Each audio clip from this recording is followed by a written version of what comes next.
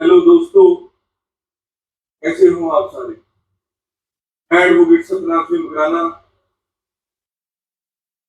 आज मैं जो वीडियो लेकर आया हूँ उससे पहले मैं थोड़ी सी जो बातें आपसे जरूर करूंगा। मैं कुछ टाइम से वीडियो बना रहा हूँ इसके रिगार्डिंग। मेरे जो दोस्त हैं, जो वकील भाई हैं या समाज में कोई ऐसे जो पर्सन है जो मुझे जानते हैं, वो मेरे को बोल रहे हैं यार वकील साहब आप कौन से प्रोफेशन में हो और क्या करने लग गए यार। सोशल मीडिया क्या है यार, ये कैसे देखने लग गए यार, इसमें गंदे ही लोग होते हैं यार, आप अच्छे नहीं लगते यार। और कई जो फील्ड भी नहीं है, दूसरे दोस्त है। सोशल मीडिया ये तो यार गंदे लोगों का काम है यार। ये क्या करने लगे यार, ब्लॉग बना रहे हो यार, क्या बात है यार ब्लॉग पे। लेकिन मैं उनको बताना चाहूंगा कि नॉलेज एक यही चीज है कि आप जितना शेयर करोगे आपको आएगी भी, और जिसको करोगे उसको भी आएगी। जैसे पुराने टाइम से देखते हैं कि जैसे हमारे गुरु नानक देव जी थे, उन्होंने समाज में अंधविश्वास मिटाने के लिए चार उदासी की थी, ताकि वो समाज में ज्ञान बांट सके, जो अंधविश्वास फैला था समाज में उसको दूर कर सके। गुरुवाणी को मानते हुए या सभी लोग जो अपने अपने धर्म में है उनको सभी एक प्रेरणा सूत्र मानते हुए एक जो नॉलेज है उसको शेयर जरूर करना चाहिए। हाँ, ऐसे हैं नॉलेज का कुछ टाइम पहले, ज्यादा के पहले अखबार के जरिए नॉलेज शेयर होती थी। जो भी समाज में विचर रहा है वो अखबार में थे। अब जो लोग अखबार पढ़ते हैं जैसे है वो बोलेंगे यार सोशल मीडिया पे ना ये गंदो लोगों का काम है। नहीं, ऐसा नहीं है। जहां पे वीडियो बुरी बनती है सोशल मीडिया पे, अच्छी वीडियो भी बनती है और बनती आएगी। ये हम पे डिपेंड करता है, हमने अच्छी वीडियो पे अमल करना है या बुरी वीडियो पे अमल करना है। ऐसे ही अखबार जो स्रोत थे, ये एक तरह का जैसे आज सोशल मीडिया है एक तरह का स्रोत है, उसमें अच्छी खबरें भी छपती थी, बुरी भी। वे हम पे है, हमने किस चीज पे अमल। इसी तरह से जो वीडियो है वो भी अच्छी बननी चाहिए। जैसे मैं आपसे पहले ही बात करता हूँ कि जैसे हेल्थ की वीडियो बनी, लोग हेल्थ कॉन्शियस हुए और मेडिकल से रिलेटेड है जो बीमारियों की वीडियो बनी, लोग उस पे भी अमल करने लगे हैं। ऐसे ही हमारी जो कोशिश है, जो लॉ की वीडियो है या लीगल प्रोसीजर की वीडियो है, जो कि लोगों को होना चाहिए। लॉ का ऐसे नहीं होता कि आपने सिर्फ एक लॉ की जानकारी आप पे वही निर्भर करती है कि आपने आप पे तो केस पड़ेगा ही। लॉ की जानकारी हमारी जो सामाजिक में मैं आगे भी बात करता हूँ, पहले रोटी कपड़ा और मकान चाहिए था, अभी समाज का जो दौर है वो बदल चुका है। अभी समाज में जो अपने लीगल हक है, जो समाज के जीने के ढंग है, चाहे वो बच्चों की पढ़ाई से लेके खाने पीने की तक जितनी भी है, उसमें जो बेसिक लॉ है जो काम करता है। जैसे ही हमारी ये कोशिश रहती है जो सोशल जस्टिस है उसके रिगार्डिंग, जो उसके जो बेसिक कानून है, जो बेसिक जानकारी है वो हम आप तक पहुंचा सके, ताकि जो भी मैं आपको गारंटी देता हूं, अगर आप हेल्थ की तरफ डिसीज की जो बीमारी की वीडियो देखते हैं उन पे अमल करने के बाद अगर कानून की वीडियो भी देख के आप अपने कानून हकों के बारे में जान गए, तो आप एक तरह से आप कहीं अपने परिवार की रक्षा तो करोगे, समाज की रक्षा और समाज के जो आपकी जिम्मेवारी बनती है उसके प्रति भी आप बहुत अच्छे अपनी जिम्मेवारी निभाओगे। मैं गारंटी से बोल रहा हूँ, अगर आप कानून की वीडियो भी देखने लगोगे और आपको मालूम पड़ गया कि क्या बेसिक कानून है और किस तरह से हम उन पर अमल करके जो हमारे पे लागू होता है उनको कैसे डील कर सकते हैं। जैसे हम सुनते हैं कि लोकतंत्र लोगों का है, लेकिन लोकतंत्र आजकल हमारे समाज में सिर्फ कुछ ही गल्ला तक सीमित रह गया है। लोकतंत्र का कहाँ इस्तेमाल लोग करते हैं भाई, वोटों इलेक्शन आ चुकी है, लोगों ने अपनी सरकार चुननी है, लोकतंत्र है। लेकिन लेकिन लोगों को वहीं भी लोगों को मन बुलाया जा रहा है, झूठे वादों पे लोगों को लालच देकर वोटें ली जा रही है। वैसे ही लोकतंत्र का जो सही प्रयोग है, ये जहां वोटों का राइट तो है ही है, लेकिन लोकतंत्र के और भी बहुत जिम्मेवारियां हैं, जैसे राइट टू स्पीक, हम किस बारे में क्या क्या बोल सकते हैं और अपने जो हकों के बारे में, वो जो समाज में कोई बुराई है उसके बारे में क्या क्या और कैसे बोल सकते हैं। जो हमारे फंडामेंटल राइट है उनको कैसे हम प्रफुल्लित करके उनकी बेसिक जानकारी होके कैसे उन पर लागू करते हैं। तो मेरी जो डिग्निटी पे है, जो ये सिर्फ लोग समाज में बुरे लोग ही बनाते हैं, बुरे जो गंदे लोग मानते हैं, ऐसे नहीं है। अच्छी भी वीडियो बहुत बनती है जिन्होंने अच्छा ज्ञान देके, अच्छा नॉलेज देके बहुत लोगों को शेयर किया है।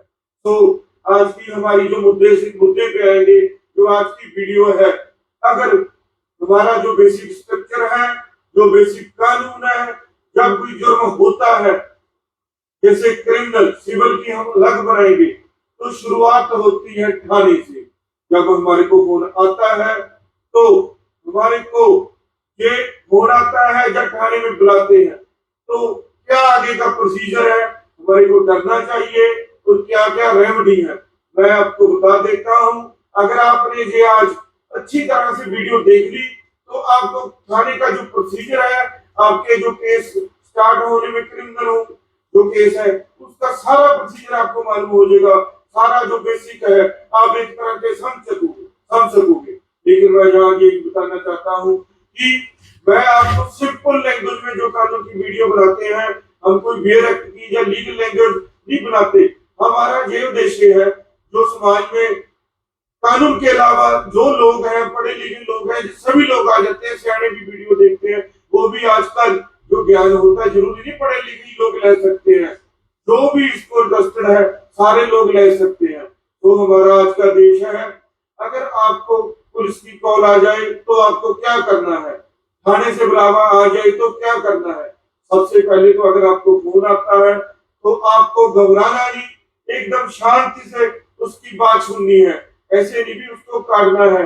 जरूरी नहीं है, कुछ हमारे समाज में फेक कॉल भी आती है, भी एकदम से हम काट देते हैं, क्योंकि अगर आप जो इंक्वायरी का स्टार्टिंग पीरियड है उसको अवॉइड कर दोगे, जो कानून का स्टार्टिंग स्ट्रक्चर है उसको अवॉइड कर दोगे, तो आप बेशक बड़ी मुसीबत में फंस सकते हो। अगर आपने कोई जुर्म नहीं किया तो आप उस इंक्वायरी का हिस्सा बन के एफआईआर से भी कर सकते हो, एफआईआर होने पे रोक सकते हो, अगर उस इंक्वायरी का अच्छी तरह से आप डील करोगे। तो आपको अगर फोन आता है किसी पुलिस अधिकारी का, सबसे पहले आप बिल्कुल शांत होके उसका जो रैंक है वो पूछोगे कि आपका रैंक क्या है और किसके रिगार्डिंग आप मेरे को फोन कर रहे हैं। जो आप हमारे को कानून के अकॉर्डिंग जो नोटिस है वो प्रोवाइड करो। करके नोटिस अभी तो आगे तो पर्सन टू पर्सन होता था, लेकिन अब जो सुप्रीम कोर्ट का लॉ आ गया है कि ऐसी पेनल्टी पोजीशन में आप फोन पे भी उनको जो नोटिस है मांग सकते हो। जो नोटिस है वो जो आपको पुलिस ऑफिसर बुला रहा है वो नोटिस 3 तरह से दे सकता है। सबसे पहला जो नोटिस है जो बेसिक 160 CRPC, जिसके तहत होता है कि अगर किसी इंक्वायरी में, किसी इन्वेस्टिगेशन में एज ए आपको विटनेस बुलाया जा रहा है, कोई कहा जहां कोई जुर्म हुआ है, जो आपकी प्रेजेंस की उनको जरूरत है, आपको किसी ने गवाह के रूप में या किसी के रूप में आपको बुला सकते हैं। तो आप इसको घबराने की जरूरत नहीं, आपने बिल्कुल जाओ, वो ईजी से जो जुर्म के रिगार्डिंग वो आपको डिटेल बताएंगे, उसके रिगार्डिंग आप उनसे जितनी आपको जानकारी है आप शेयर कर सकते हो। अगर आप इसको डिनाई करते हो तो 1 मंथ तक की पुलिस है जो आपको जेल भेज सकती है और फाइन भी लगा सकती है।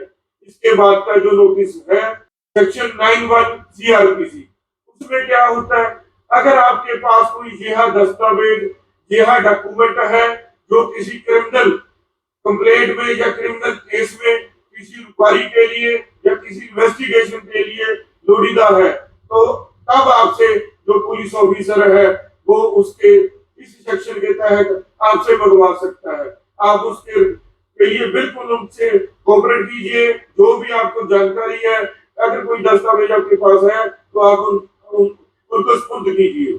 उसके बाद है जो सीरियस नोटिस होता है थोड़ा सा, सेक्शन 41A CRPC, उसके रिगार्डिंग क्या होता है, मोस्टली जिन जुर्मों की सजा 3 या 7 साल से ज्यादा होती है, ये जो नोटिस है पुलिस वाले उसमें ही भेजते हैं।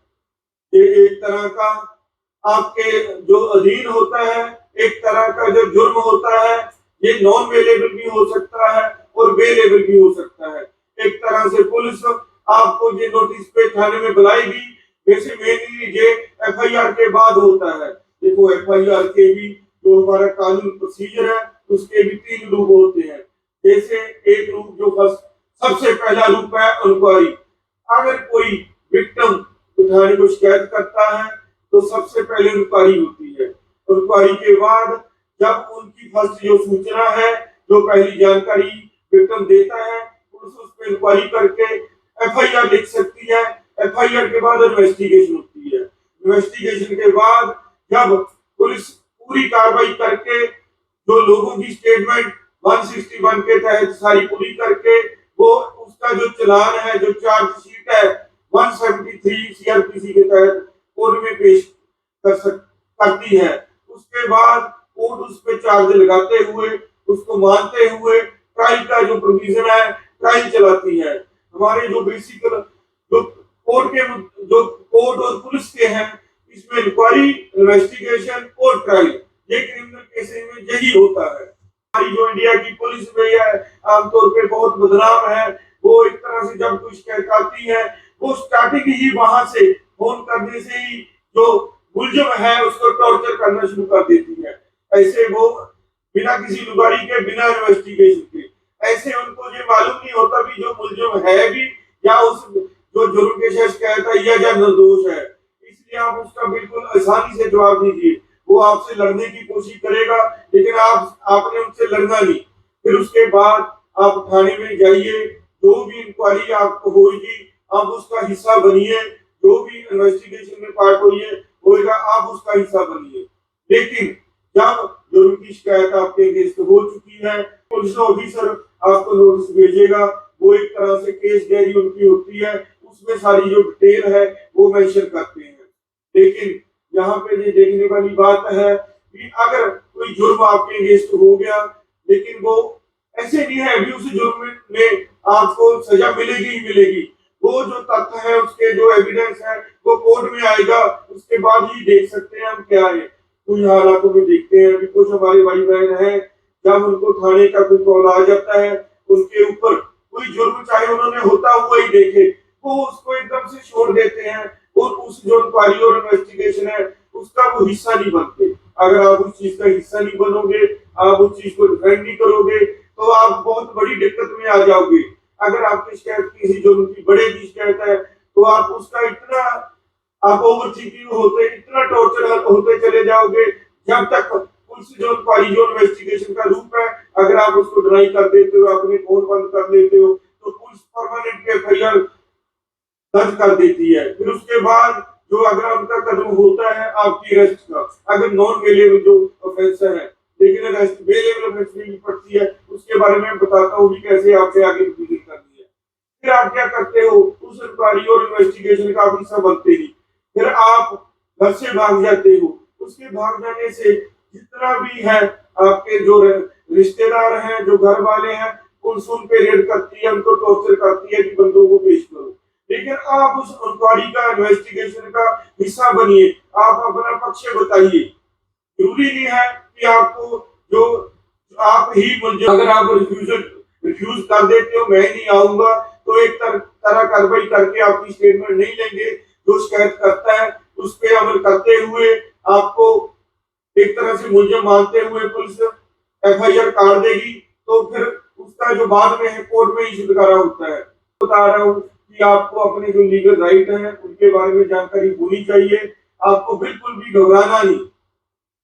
जैसे मान के चलो जब पुलिस की कॉल आ गई किसी जुर्म में, जब पुलिस आपको गिरफ्तार करने आ गई, तो आप उनसे वारंट पूछ सकते हैं। क्यों करती जो कोर्ट है, जो किसी नॉन वेलेबल जो ऑफेंस होते हैं उसमें वारंट इशू करते हैं, तो वो वारंट होता है जो पुलिस को या किसी भी पुलिस एनफोर्समेंट या ऐसे रूप को जिसके रिगार्डिंग जो इन्वेस्टिगेशन ऑफिसर होता है वो पुलिस को ग्रांट गिरफ्तार करने के लिए और इन्वेस्टिगेशन करने के लिए कोर्ट भेजेगी, तब ही पुलिस उस पर गिरफ्तार कर सकती है। लेकिन जो सम्मन होते हैं वो सम्मन एक तरह से लीगल डॉक्यूमेंट होता है, भी आपको केस में हाजिर होने के लिए बोला है। सम्मन और ग्रांट केस में ऐसे फर्क होता है।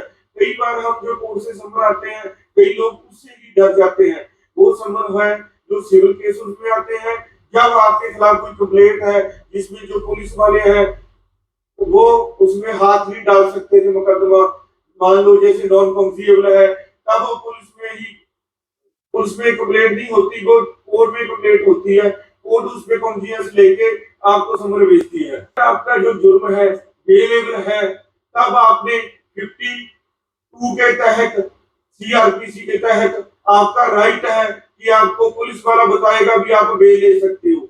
वो आपसे एक तरह का जो मुचलका है, जो कुछ अमाउंट का होता है, वो अमाउंट आपको भरनी नहीं होती, उस अमाउंट का जस्ट आपको छोटी देनी होती है भी आपको 5,000 10,000 20,000 मैं जिम्मेवारी लेता हूँ। एक विटनेस होता है कि मैं इसको पेश कर दूंगा, जब मान लो चार्जशीट फाइल होगी या चालान प्रिपेयर होगा कोर्ट में, चार्जशीट फाइल होने के बाद आपको कोर्ट बुलाएगी, उसके तहत होता है। ऐसे नहीं आप कई लोगों से पुलिस वाले ऐसे हैं कि आप 5,000 भरा दो 10,000 भरा दो, ऐसे इसका सिस्टम नहीं होता।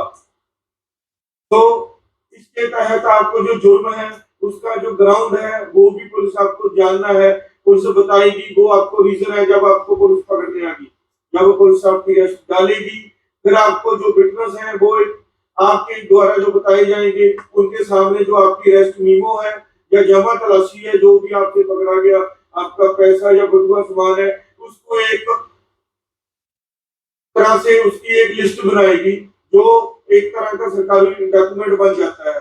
उसके बाद अगर आपको लगता है कि जो जुर्म है फोन आ गया कि किसी पुलिस से आप पूछ लो, जैसे हम पुलिस को आपको बताएंगे नहीं, ऐसी हालत में आप अपने जो वकील है, जो लीगल प्रैक्टिस करते हैं, उनसे आप संपर्क करके आप जान सकते हैं भी जो शिकायत आपसे आपके खिलाफ हुई है वो कैसी है। अगर वो शिकायत नॉन वेलेबल ऑफेंस की हुई है, तब आपको ये दिक्कत आएगी कि आपकी जो अरेस्ट पड़ सकती है। फिर उसके अकॉर्डिंग आपने क्या करना है, आप एंटीसिपेटरी बेल डाल सकते हो। आप जो डिस्ट्रिक्ट कोर्ट है वहां एंटीसिपेटरी बेल डाल सकते हो। आपको कोर्ट को ये आपको एक तरह से विश्वास करवाना होता है कि आप जो इन्वेस्टिगेशन है उसका हिस्सा बनोगे, तब कोर्ट आपको जो एंटीसिपेटरी बेल है वो अलाउ कर देती है और इन्वेस्टिगेशन ज्वाइन करने के लिए बोल देती है। उसके बाद अगर आपकी एंटीसिपेटरी बेल है जो डिसमिस हो जाती है, तो आप हाई कोर्ट और जो सुप्रीम कोर्ट है, जो उसकी अपीलेट कोर्ट होती है, वहां भी एंटीसिपेटरी बेल आप ले सकते हो।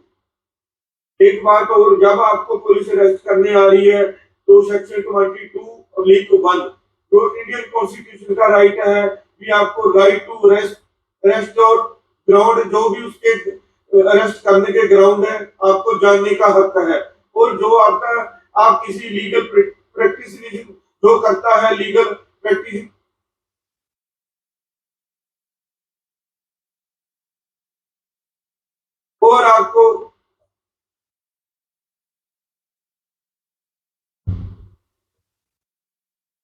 और आपको ग्राउंड और अरेस्ट इसके तहत, और जो लीगल प्रैक्टिस करते हैं उनको सलाह मशवरा करने से पुलिस आपको रोक नहीं पाएगी। आपका एक तरह का राइट है जो 22(1) इंडियन कॉन्स्टिट्यूशन के तहत आता है। देखो, जब ना जो आपको मान लो पुलिस पकड़ती है, जब पुलिस का कॉल आता है, जब पुलिस आपके घर में रेड करती है, आपको वहां से भागना नहीं है। आपको उसका जो इन्वेस्टिगेशन है, जो इंक्वायरी है, उसको अपने ज्वाइन करना है। मैं आपको एक ही अपने जो केस है मैं उसके बारे में एग्जांपल देता हूँ। कैसे एक लड़की है जो उसने उसको डिनाई कर दिया था। वो लड़की थी, एक मेरी क्लाइंट थी। मैं अपने केस में ही बताऊंगा, जो केस आपको बताऊंगा वो फैक्ट्स और तर्क पे होंगे। लड़की थी जो मेरी क्लाइंट थी, मैं नाम नहीं बताऊंगा, नाम केस का बताऊंगा। वो चलो चंडीगढ़ में रहती थी। पहले वो कहीं पटियाले में जब कहीं जॉब करती थी, तो एक शिकायत आती है कि एक जो किसी के द्वारा FIR की आती है, किसी एक लेडी है जो वो सुसाइड कर देती है, जिसके सुसाइड करने वाली लेडी के भाई है जो उसने स्टेटमेंट लगवाई थी कि हमारा जो मेरी बहन है जो वो इसके लिए उसने सुसाइड किया है, जो कि उसका जो हस्बैंड था उसके रिलेशन जो चंडीगढ़ वाली लड़की है जब वो पटियाले जॉब करती थी उसके साथ थे। हमारा भाई था जो वो भी जॉब करता था पटियाले, वो लड़की भी जो चंडीगढ़ रहती है उसके साथ जॉब करती थी।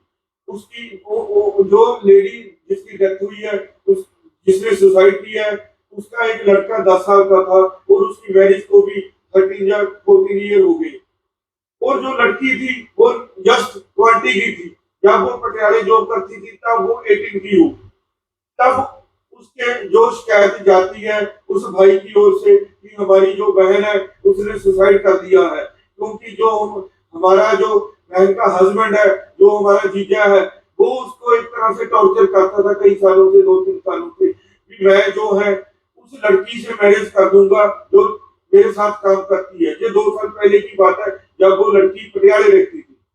तब वो शिकायत करता है कि भी इस तरह से मेरी जो बहन है उसको टॉर्चर करता रहता था। और लास्ट कुछ दिन भी पहले उसने बोला कि मैं उससे जो मैरिज कर दूंगा और उसकी स्नैप दिखाता था। लेकिन इसके ही उल्ट जब उस पुलिस ने उस पूरी इंक्वायरी शुरू हुई और उस लड़की को बुलाया, फोन किया कि आपके अगेंस्ट एक कंप्लेंट आई है, आप थाने में हाजिर हुई। तब उस लड़की ने जहां गलती क्या करी, जब वो देखो एक तरह से 20 ईयर ओल्ड है, इतनी उसको समाज में अवेयर नहीं थी। तभी मैं आपको बताता हूँ कि आपको जो अवेयर है, आपको जो कानून के राइट हैं, जो बेसिक जानकारी है, आपको उनको बारे में जागरूक होना होगा। ये आजकल का जो है एक तरह से आपका अंग बन चुका है। तो उस लड़की ने यहाँ पे गलती पता की क्यों करके, जब जुर्म की स्टार्टिंग होती है तब हम एडवोकेट के पास जो लीगल प्रैक्टिस करता है उसके पास नहीं जाते, जब जुर्म होता है उसके बाद चलते हैं। अगर शुरू में ही जुर्म से पहले आपको जानकारी होगी तब इतना ना जुर्म आपके खिलाफ इतनी एफआईआर या इतना जो केस है नहीं बनता। उस लड़की ने फोन बंद कर दिया पुलिस का और उस इंक्वायरी और इन्वेस्टिगेशन का पार्ट बनने से इनकार कर दिया। फिर पुलिस वालों ने क्या करा, under section 306 abetment to suicide उस लड़की को और जो उसका जो हस्बैंड था दोनों को मुलजिम बना के एफआईआर लॉन्च कर दी। उसके बाद लड़की को अरेस्ट कर दिया गया।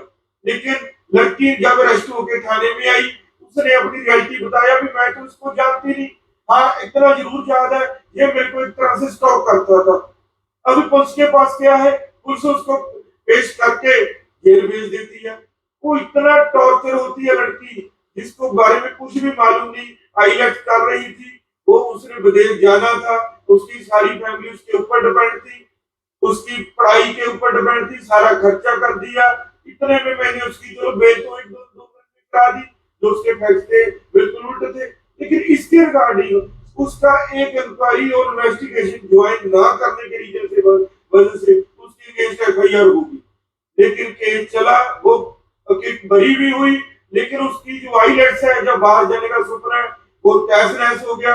सोच के देखो अगर वो लड़की शुरू में ही अगर अपने राइट्स के प्रति अवेयर होती तो उस इन्वेस्टिगेशन का, उस इंक्वायरी का हिस्सा बनती और पुलिस वाले एफआईआर उस लड़की के अगेंस्ट ना करते। सोच के देखो कितनी उसका जो जीवन है वो नष्ट हो चुका है एक तरह से। देखो उसका जब ऐसा कोई किसी के खिलाफ केस दर्ज होता है तो समाज में भी एक तरह से उसको उस चीज से पीठ तोड़ना पड़ता है, उसके तानों से भी शायद इस लड़की ने जो किया। कहीं उस केस में वो लड़की खुद ही पीड़ित थी, खुद ही वो लड़का उसको स्टॉक करता था, उसकी वजह से वो उसको जॉब को छोड़कर चंडीगढ़ गई थी, लेकिन खुद ही उसके अगेंस्ट जो केस पड़ चुका था। लेकिन इसकी वजह क्या थी, जब पुलिस ने उसको थाने बुलाया, जब पुलिस ने उसको जो भी सब नोटिस वगैरह भेजे, उसने डिनाई करके उन चीजों को एक तरह के रिफ्यूज कर दिया। लेकिन तब फिर एक तरफा पुलिस को कार्रवाई करते हुए एफआईआर करनी पड़ी। इसके लिए मैं आपको बोलता हूँ कि आप जो आपने लीगल राइट है प्लीज उनके बारे में जानने के लिए जागरूक होइए। तभी कहीं आप अगर जागरूक होगे ऐसी वीडियो देख के आप अपनी तो हेल्प कर ही पाओगे, आप समाज की और अपने रिश्तेदारों की भी हेल्प कर पाओगे। जैसे मैं आपको बताता हूँ, जैसे आजकल का देखते हैं जब भी कोई रोड पे एक्सीडेंट हो जाता है तो उनको ऐसे मालूम होता है कि यार इस जो जख्मी है मैं अगर ले गया मेरे को ही पकड़ देंगे।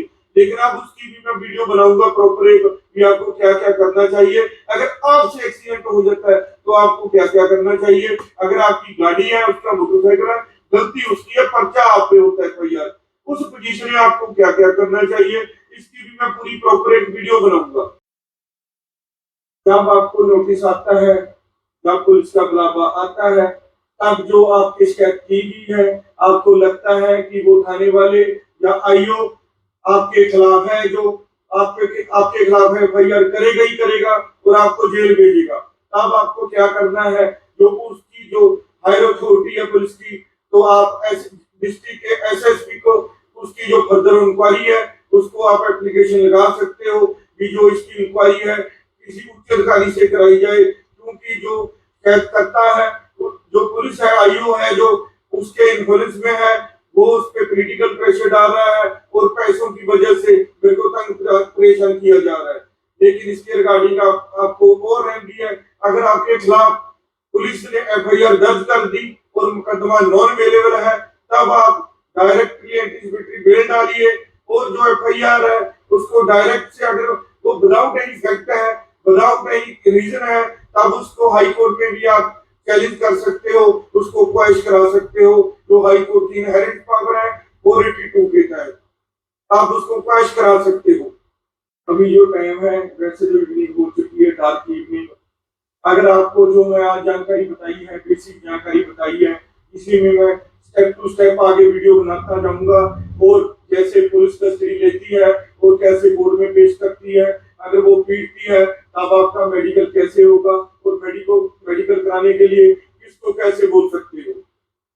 अगर आपको मेरी वीडियो अच्छी लगी तब चैनल को आप सब्सक्राइब, शेयर और लाइक जरूर करिए और कमेंट करके बताइए